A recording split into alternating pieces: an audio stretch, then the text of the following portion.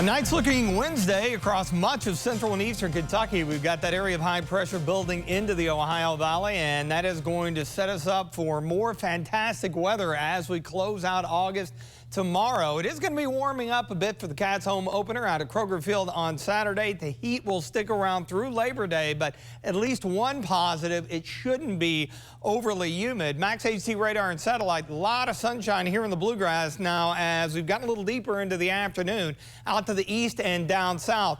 We're seeing a few high, thin cirrus clouds coming off of the moisture associated with tropical storm Dahlia down along the Georgia-South Carolina line. That's kind of filtering the sun out. In fact, looking off to the southeast, you can kind of see it here with our Bluegrass Pace Care Skyview AC Camera Network, Richmond EKU. We're at 79. We've had that nice northeast breeze at about 10 to 15, and that has been key to the comfort factor and bringing in some drier air. The aforementioned clouds filtering the sun out enough to hold us into the low and mid 70s to the east, mid to upper 70s down south, and right around 80 here in the bluegrass. And you see those dew points going down, really feeling good out there across the area. There's all the moisture associated with the Dahlia down again along the Georgia-South Carolina line. We've got high pressure, and with that flow around it, that's kicking in that northeast wind, bringing the dry air and the mild air.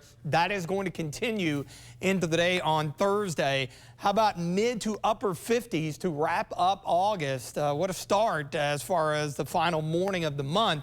And then we'll see more of the same tomorrow. Sunshine, a few little scattered clouds here and there, and highs into the upper 70s to right around 80. Latest advisory on a Dahlia here along the Georgia-South Carolina line.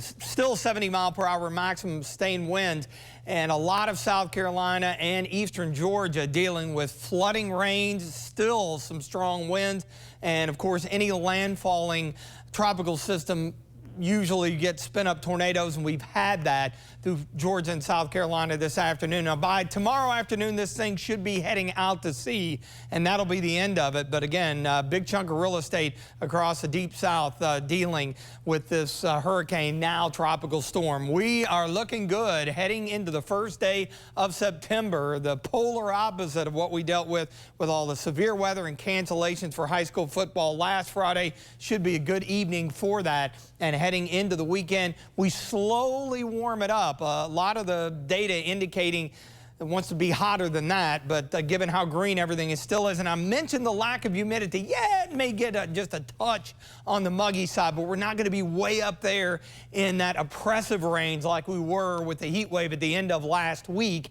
And of course, speaking of, how about your tailgating forecast for Kentucky and Ball State with a high noon kickoff out at Kroger Field?